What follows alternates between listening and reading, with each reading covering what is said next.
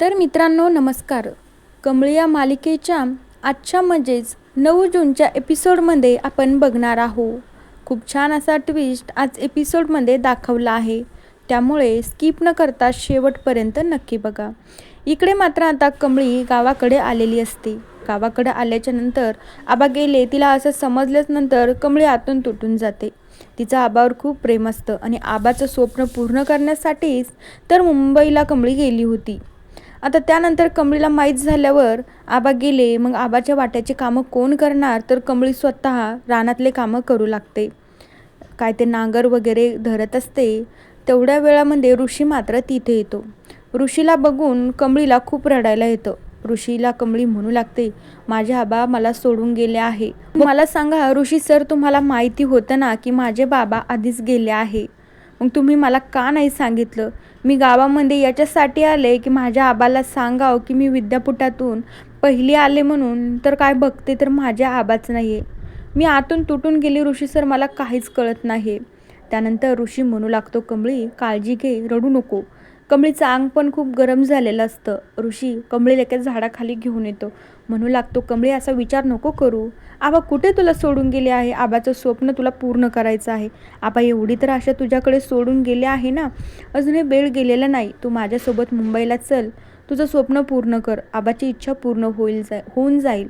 विचार नको करू की आबा तुला सोडून गेलेत म्हणून. आबा तुझ्या सोबतच आहे, असा पॉझिटिव्ह विचार करून कमळी तू राहा.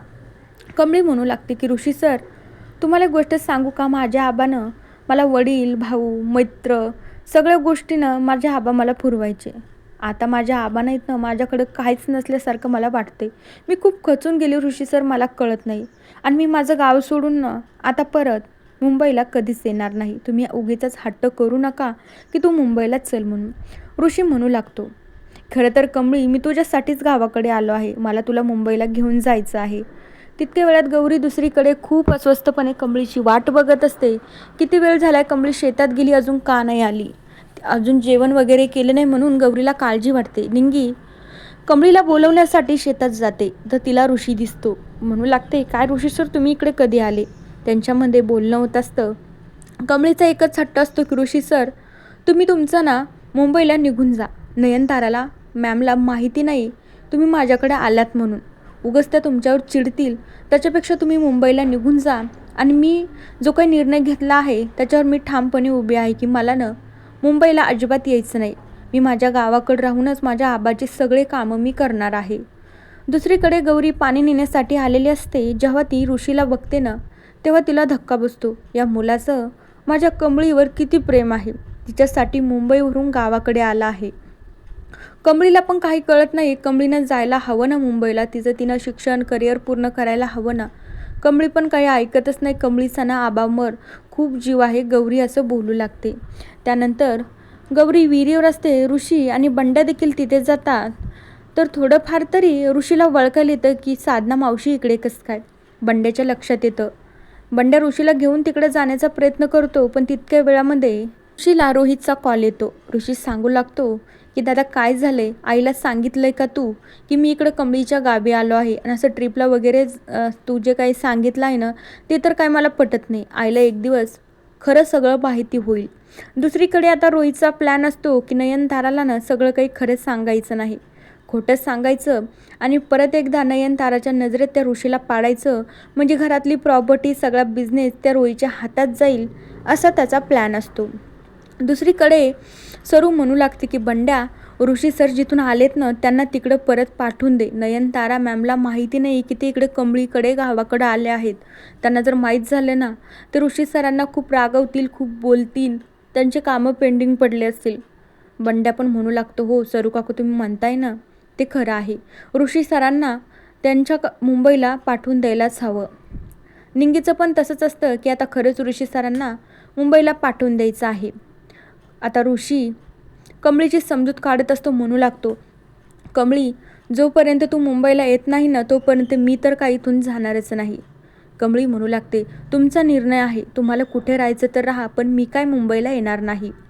त्यानंतर आता बंड्या आणि निंगी म्हणू लागते की ऋषी सर कमळी नाही म्हणते ना मुंबईला यायला, तुम्ही तुमचं निघून जा. काही जरी म्हणले ना ती काय मुंबईला येणार नाही. ऋषीला धक्का बसतो. बंड्या आणि निंगी, तुम्ही पण असं बोलताय? कमळी मुंबईला येणार नाही, तुम्ही तुमचं निघून जा. कमळी म्हणू लागते, ऋषी सर, तुम्हाला एक नाही मी आता 1000 वेळेस सांगते, तुमच्या पाया पडू का मी येणार नाही, तुम्ही निघून जा. ऋषीला खूप राग येतो. तर ऋषी म्हणू लागतो की तुला मुंबईला यायचं नाही हा प्रॉब्लेम आहे का मी गावी राहू नाही याचा प्रॉब्लेम आहे. त्यानंतर ऋषी रागातच म्हणू लागतो, ठीक आहे तुझी अशीच इच्छा आहे ना, तर मी जातो मुंबईला, नको येऊ तू. ऋषी रागातच तिथनं निघून जातो.